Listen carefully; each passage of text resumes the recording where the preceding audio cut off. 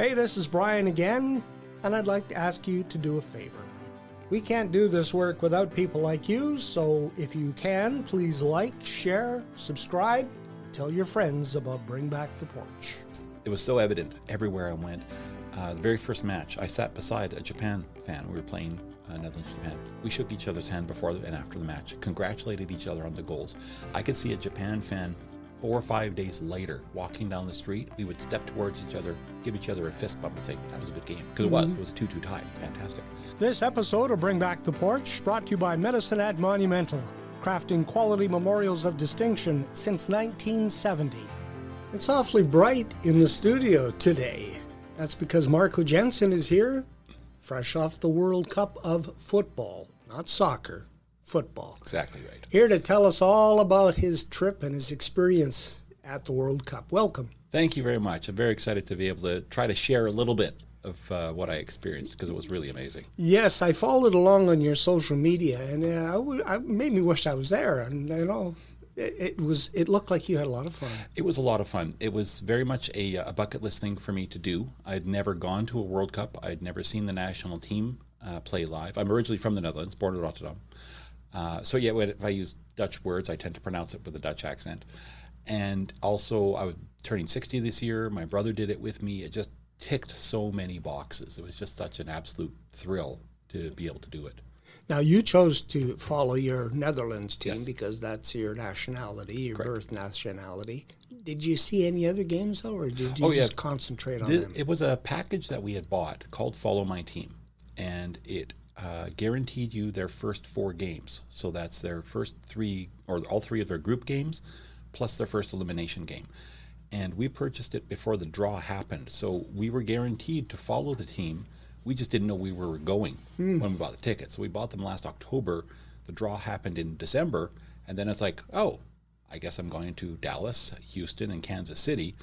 And then a 4th city. That was a bit of a challenge because it depends on how you finish your group determines where your elimination game is. And mathematically, it's possible that you would not know until the very end of that 3rd game. We were pretty sure we were going to win the group, and we did. And we went to Monterrey, Mexico for our final game, which is really amazing. So an international trip. Very much. 2 nations, not Yes. just, But you didn't get to see a game in Canada. No, my brother actually in between, because he's still working, he would fly home after every match. I stayed down there, and he had an opportunity to see Canada, Qatar in Vancouver. Which was an experience all in That itself. was, that would have been something to see. Yeah. So explain why orange. Well, the Dutch royal family is the House of Orange-Nassau. Our first king was William of Orange. So there's always been this national identity of orange, or as we say in Dutch, oranje. The national flag, as most people will note, is a red, white, blue stripes. I'll sometimes say it's the French flag turned 90 degrees. That's the flag. But when you see sporting events, World Cup, Olympics, especially in speed skating, where the Dutch are typically very successful, you'll see a lot of orange, and that's our national color. Okay. Now, you have a hat to go with Yes. it, and your hat is on a little character that was Yes. part of your travels. That's my little travel buddy. Leeuwtje is Dutch for little lion. And I just brought him on. A lot of people will travel with some kind of little stuffy that they feature in their photos, and I did the same with him. And it was a lot of fun because it also made me kind of look at things differently. It's like, okay, I'm seeing something really cool. What would Leeuwtje be doing in it? And sometimes he would get into trouble. He'd try to sit in the driver's seat of the bus and drive the bus. Or when I went to the Johnson Space Center in Houston, I had a lot of fun with him there. Like I was putting him into exhibits where he really shouldn't belong. Or I was also using some photo manipulation to make it look like he was inside the spacesuits. Oh. Which is really, I can show you pictures later. It's hilarious. And what as a quick side note, I'm thinking of it, when you visit the Space Center in Houston, every spacesuit you see there actually flew. Oh. They're not replicas. So if you see an Apollo spacesuit there, that suit walked on the moon, which was really amazing. Mm-hmm. Kennedy's famous "We Choose to Go to the Moon" speech, his podium is there. Mm-hmm. His speech is there with handwritten notes on it. The typed out speech with handwritten notes. So yeah, if you have any interest in space and stuff like that, you get the opportunity to go to the Space Center in Houston, go. It's wonderful. That was just one little interesting sidebar Yeah. from your travels. Well, that's something I did is like I went there obviously for the games, and then I would stay in that city for a few days and then travel to the next city right when my brother was coming and meet up with him again. So I got to experience things in Dallas and Houston and Kansas City in addition to the actual matches. Yeah. You posted a photo that you had altered a little bit. It said something to the effects of, if it wasn't for politics, the World Cup has shown that we would all get along just fine. It's very true. And it was so evident everywhere I went. The very first match, I sat beside a Japan fan. We were playing Netherlands, Japan. We shook each other's hand before and after the match, congratulated each other on the goals. I could see a Japan fan 4 or 5 days later walking down the street. We would step towards each other, give each other a fist bump and say, that was a good game. Because it was a 2-2 tie. It was fantastic. When we lost in elimination to Morocco on penalty kicks, which is the most tragic way to lose. I hate that. You got to make a decision. We could do a whole other podcast on penalty kicks. After the match, I was approached by a Moroccan fan who hugged me, kissed me on both cheeks, and said, that's a bad way to win and a bad way to lose. Huh. How incredible is that? You imagine that between the Americans and the Canadians after the gold medal hockey game? Oh, no, not at all. So it was experiences like that I've often said, when I look at my win-loss columns for the whole event, there was one loss right at the end. It was a biggie. So many wins in between. Yeah. So you got to experience the culture of the Japanese fans, which in of itself is something, because I saw photos, and I've seen them overseas too, where they clean up the stadium after the game. They do. They were very conspicuous. They had what looked like blue, balloons almost that they were blue was their team color, and they would wave that from the stands like they would flags. I realized afterwards those weren't balloons; those were the garbage bags that they just filled with air and held shut and waved them around. So, yeah, and other people have jumped on that to try and join them, which I think is a terrific thing. And back to your earlier point about how it demonstrates that people are wonderful. The Tartan Army, the Scottish National Fan Association, everywhere they went, they did charitable fundraising. I think in Boston they raised $30,000, Wow. $10,000 for 3 different charities. The various fan groups. I think the Americans weren't sure what to expect, and they were, I think, a little worried. And then, watching YouTubes and stuff like that, you're seeing all these content creators saying, basically, wow, like we had no idea that it could be this good, that these many people could get along so well. It's wonderful how sport generally can bring people together and maybe not forget, but at least put aside the differences just for the love of whatever the game is. The Norwegian team also caught a lot of attention, no matter where they were. Holland, they were at ball games, baseball games, they seemed to catch fire too. They did. And again, the fan base there, hilarious, fantastic. I didn't see any Norwegian fans myself because our schedules never lined up. I don't know. Are you familiar with the Norwegian row? Like that. Did you ever see the video where they were doing that up an escalator? Oh, no. Oh, it's hilarious. You got to see it. And it brought that fan culture, that football culture to the States in a way that they don't see.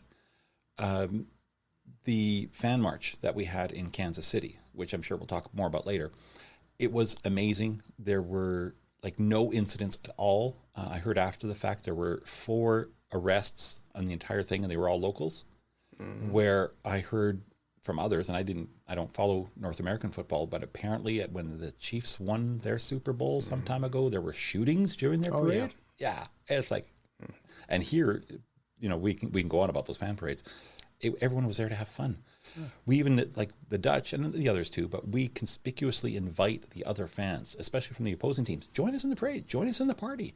There's a video in Dallas where there's a single Japan fan. He's a shorter man, and he's getting picked up by all the Dutch fans and getting thrown in the air, and he's laughing, and he's having the time of his life. Yeah, and the language barrier probably didn't even come into play. No, it really didn't.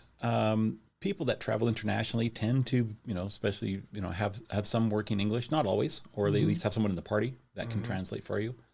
But yeah, just so many wonderful interactions and experiences with other people. And now you color all of that with maybe 10, 15 years ago when all we heard was about the hooliganism in soccer in Europe. And I used soccer because that's fair. what I can translate. I think a lot of that tends to be associated with club football. So when it's your local teams, like in England, or Scotland, for example, you have Celtic Ranger matches, and they have to have triple the security and fences between the fans. England, same thing. Netherlands, they're not immune. The Amsterdam team is Ajax, and then the Rotterdam team is Feyenoord, my team. You cannot go to a match as a visitor for Amsterdam or Rotterdam. So Rotterdam fans can't go to Amsterdam for an away game. They're not allowed. Wow. Because it is so stupid. And it's unfortunate. However, at the national level, that doesn't happen. Now, part of it, they are very stringent in saying you do not wear club colors at a national event. So we all just go with the traffic cone orange, apparently. Pylon. Yeah, exactly. Actually, I have a picture of my brother and myself because we were walking. We saw a pylon on the street and said, "Oh, we got to get a selfie with that." Right? Another fan. Another fan. Yeah.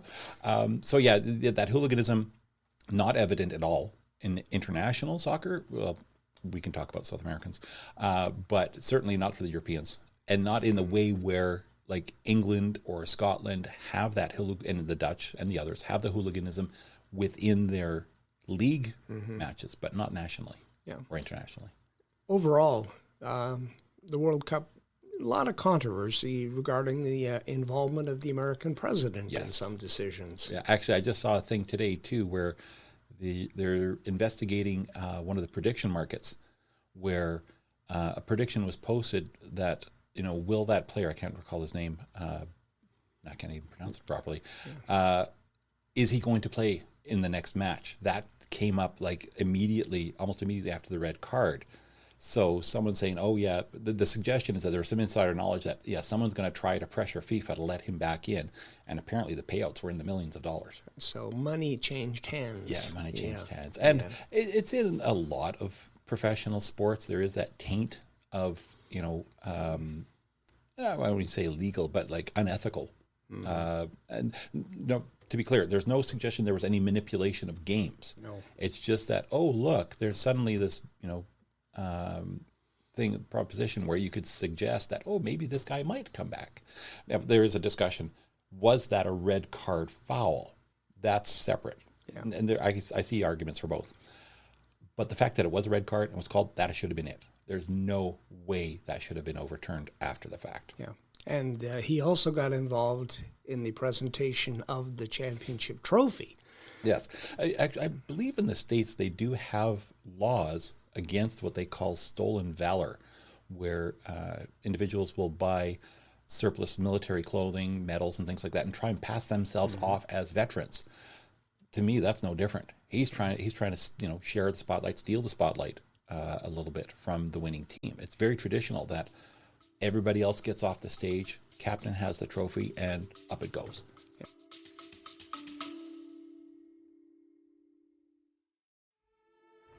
Let's pause for a moment so we can share some exciting news. We're proud to announce that our work here at Bring Back the Porch is getting noticed. From October to the end of January, our videos and reels viewed more than 1 million times. Some of those viewers could be your customers, so sponsoring Bring Back the Porch is a great way to get your message in front of them too. If you'd like to support our work here at Bring Back the Porch, we ask you to go to our website at bringbacktheporch.com and follow the links. Thank you for your support.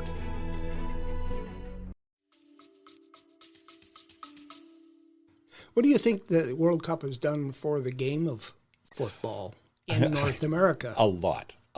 And in Canada. Yeah, I've talked with they're the fans already, and we can be more vocal in a way, and and not demand, but suggest that, hey, maybe this is something you should look at. So people are now starting to pay attention to the fans or the people that follow it, because hey, I see your point. But I've encountered even friends that have said, I have never watched a football match, or I've seen highlight reels, stuff like that. when I started watching this World Cup, I have watched more football in this World Cup than I have in my entire life. So it's opened the doors to a lot of interest. I remember decades ago when my children were small, someone pointed out to me that in Medicine Hat, more kids play football than they do in hockey, baseball, and North American football combined. It is the biggest sport for youth in the city. Because, of course, it has indoor and outdoor aspects, and I'm sure they're lumping those two together. And also when you think about how accessible it is, at the younger levels, pair of runners and some shins. That's it. That's it. Yeah. Yeah, and the field there's all you have is grass and 2 goalposts. 2 goalposts. You can do that with a couple of jackets. Yeah. So I played the game myself for about 12 years. Oh, what position? Well, as I got younger, I was forward, and then as my leg got stronger, I got moved back. Yeah. And then all the way to defense because I kept sending the ball over the net. Oh, yeah. And I found out I was a field goal kicker, so yeah.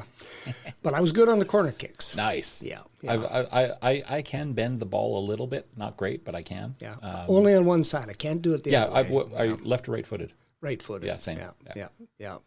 And when you watch the highlights of some of these amazing players, the things that they can do, like a scissor kick, horizontal, 5 feet off the ground. Yeah. How do you practice that? I watched the YouTube. Not that I've ever tried, because I'm not that foolish, and I'm also that old that I shouldn't be trying those things. I understand the mechanics of how it's done. But yeah, also like those corner kicks, as you said, people, how they bend the ball. And even, you get some knowledge, some familiarity.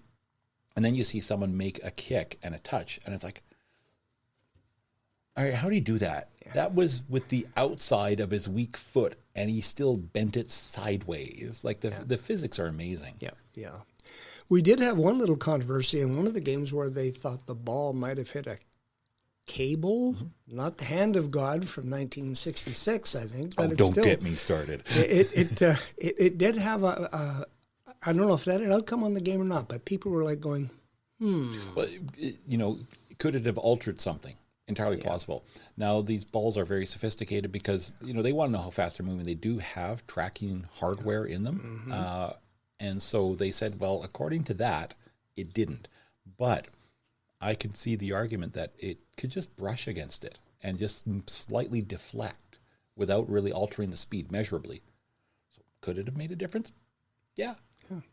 And then there were those who were wondering about the score in the final game. Yes. Why there were so many goals all of a sudden? Yeah. Well, I don't know. Like, one of the problems I had with how the Dutch coach played our Moroccan game is he did what's sometimes called parking the bus. Defensive wall and just sit there and take shots and hope to get a lucky breakaway. Argentina did the exact same thing to Spain. They parked the bus, and you cannot park the bus against an attacking team because they will eventually break through, as they saw. But yeah, was that the semifinal that was like all those goals? Because the final was the one. Yes, that was the third place game. Yeah, that was wild. Yeah, that was absolutely wild, and that's one of the beauties of football is that every now and again you get a game like that. Unlike some of the other typical sports where high scoring is common. You look at basketball, for example, scores often go in the hundreds. And I think that's one of the reasons why, for me at least, I find football so thrilling, is that one goal could make the difference. And that's why if I close my eyes and I listen to stadiums where a goal is being scored in any sport, I can almost always tell you if it was football, because it's a different sound. Because the fans realize that one goal might be it. So to have one like that semifinal with all those goals, that's wild. Yeah. And it's exciting and it's different, which I think was kind of cool. Now, as tactically or strategically, what happened there? RNG, random number generator. Sometimes things line up weird. Being a coach of a national team is also a bit of an adventure, as the coach for England has found out. And his I think he tried to, as you say, park the bus. Yeah. It's the pressure has to be absolutely tremendous, because here you are, literally on the world stage, the most watched once every 4 years. Every 4 years, more people watch this than watch the Super Bowl, that watch the Olympics, that watch it. And the viewership numbers are staggering, And yeah, you've got that national pride on the line. England always talk about bringing it home because association football, which is the full term for what we call soccer, is rooted in England. So that's where they came from. And for your listeners and viewers that don't know this, if you ever look at a national crest like this, anytime you see a star above it, that means they've won a World Cup. So there are no stars on the Dutch one. England has won. 1966, I think, yeah, something like that. And they keep always talking about, this is our year, it's coming home, it's coming back. It never has. Yeah. The Dutch, on the other hand, we're the best team on the planet who have never won, is a common descriptor for us. Yeah. When you look back at your memories, what's your favorite one? If you had to pull one, it's like trying to pick your favorite child, I guess. Yeah. Honestly, but the first time I sung the anthem. Yeah. Yeah. Because, the Dutch anthem, the Wilhelmus, is the oldest national anthem in the world.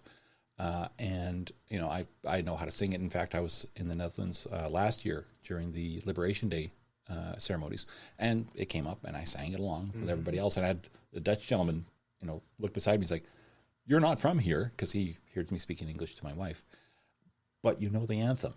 I'm like, "Yeah, I do." So that I got to sing it in that stadium with those thousands of other fans, with the team right in front of me.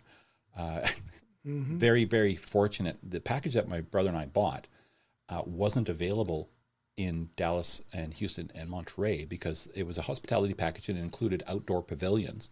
But in those cities, it's just too darn hot, even though they're enclosed area. So they just upgraded us to club levels and VIP levels, which meant for my first ever World Cup game, watching the national team live for the first time in my life, I was 2 rows behind the bench. And I'm standing there looking at my ticket on my phone and looking around. I'm like, here, right? Yeah. That's right. Pinch me. No, don't pinch me. And there I am. I'm looking at the team and I'm singing the national anthem for the first time in that setting. And that, Dream come true. Indeed. Yeah. Indeed. Hydration breaks, another source of, controversy. I get it in the outdoor stadiums in certain weather conditions. Dallas, the AT&T, beautiful stadium, by the way, fully climate controlled.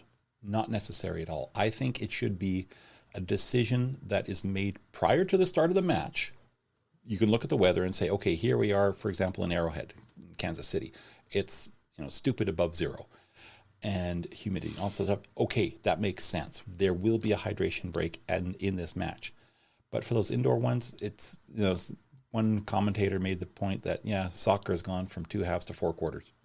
Just like American football and American basketball. Yeah, and there is a notable tempo change after those hydration breaks because, of course, the coaches have a chance to have the team there, discuss strategy, make changes and stuff like that. So you see it actually has a measurable impact on the game.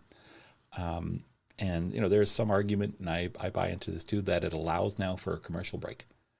And, sponsorship, again, money. Yep, money, yep. And there was a lot of money made at this World Cup. A lot of money spent, too. Yeah. Well, Michelle's watching. That's right. Don't let her know that. Would you do it again? In a heartbeat. Yeah. In a heartbeat, yeah. It was the whole experience. There were certain things I wanted to have happen, like the fan marches behind the bus. Everyone's seen the video, or many people have seen the videos. To be in that moment and experiencing that, to get this flag, for example, they hand out 1,000 of these at every pre-match party, at every fan march, and every pre-march party. And I got 2 of them, but I gave one to one gentleman who was talking about how his young son is watching at home. I said, "Oh, here, take this flag for him." He's like, "Oh, wow. Really?" And so, yeah, of course. I got one already. So yeah, that kind of thing, amazing. Yeah. Other little side experiences. You said you followed my postings. I couldn't even post about everything that happened.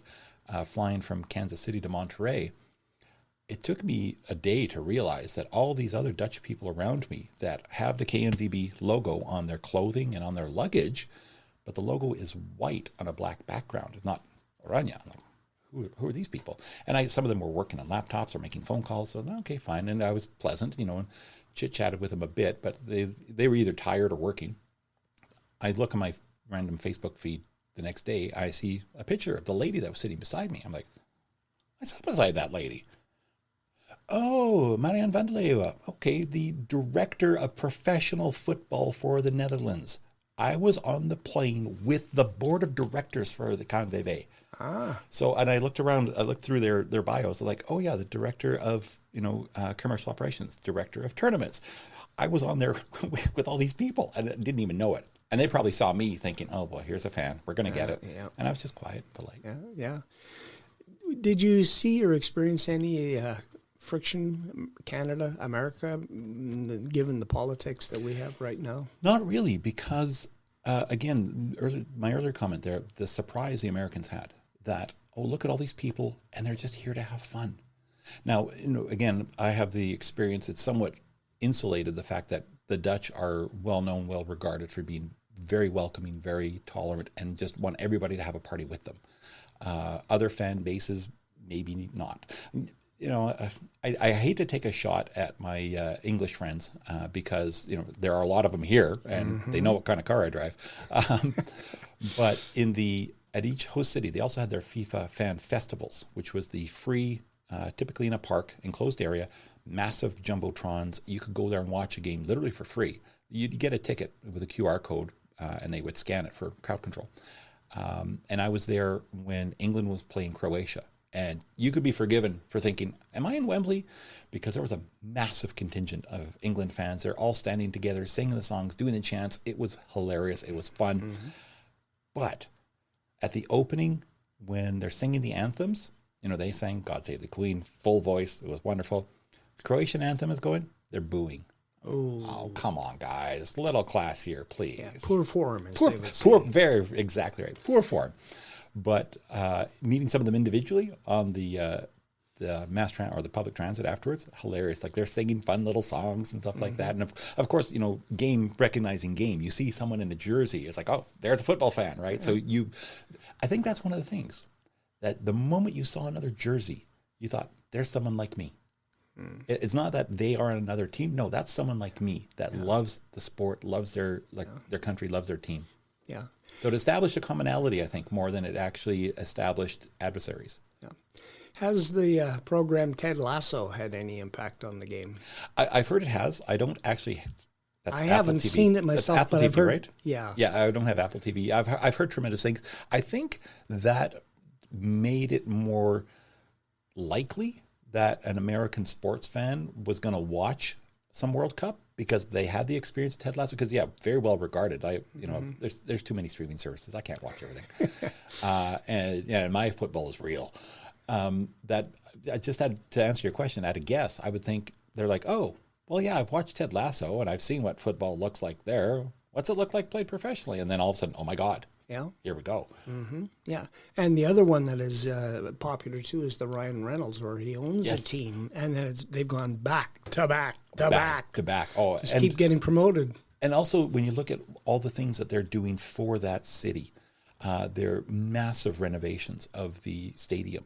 They're rebuilding like the Cop, which is like the big, like the super supporter end of it, in a way that is not even, I would be going beyond restoring its former glory, but reigniting the rich tradition of the football in that city, and doing tremendous things for the city. Like it's on the map. People are going there. People have jobs, and the impact of sport is especially with a lot of money, but the potential impacts are fantastic. When you go beyond the spectacle, you go beyond the massive salaries, and this, I think, is where one of the biggest controversies of this World Cup was. It's should be so much for the fans, but in this case, the ticket pricing was so insane. In retrospect, I actually lucked out because although I did spend a chunk of change because it was a hospitality package that we bought, what I ended up paying per game was about the same, maybe a little bit more than someone that bought a second-tier seat in the open market, because I agreed to buy it way ahead of time before even knowing where I was going. So I spent a lot of money, but I got value for it. I got a lot of value for it. A super can of Michelob Ultra, like the the beer. Well, beer? Near beer. $22 American. Ooh. I had a hospitality. I had open bar. Oh. Well, yeah. I did well. I can't say I made money, but I probably saved money. Yeah. In 4 years, there's talk that perhaps there'll be more teams involved. What do you think about that, expanding the field? This worked, I think. It was a nice size, but you do that, then you basically add another layer of eliminations, and I think it gets too long. The other thing that I found too is that when the group stages are on, everyone's involved because everyone's teams is in, right? As it progresses down the tournament into your eliminations and into your semis and quarters and such, that there is a drop-off because it's going to be either the national supporters, obviously, and the diehard football fans. So I think stretching that out, I think the economics of it on one side, I see where they say, oh, we can sell more tickets, but I think there'd be more exhaustion, and I think it would dilute it. This one I didn't mind. It did make for a nice sized tournament, but yeah, I'll give Fantino a call later, and I'll just say no. Yeah, well, on speed dial. That's right. Right next to Trump. Yeah. Well, actually, no. I did sit beside the national director of professional football for the Netherlands. Yeah, I know. Yeah, you rubbed off a little bit. That's right. Yeah. Marco, thank you for the stories. Thank you for letting me tell them. I hope people, the one takeaway, if you get a chance, and not even just for World Cup, if you have that bucket list, do it. Yeah. You know, I cannot attach a value to all my experiences. I could attach a price, but not a value. Priceless. Yes, indeed. Thanks for the visit. Thank you.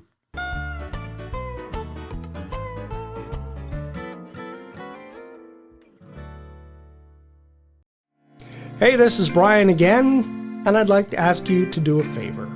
We can't do this work without people like you, so if you can, please like, share, subscribe, and tell your friends about Bring Back the Porch.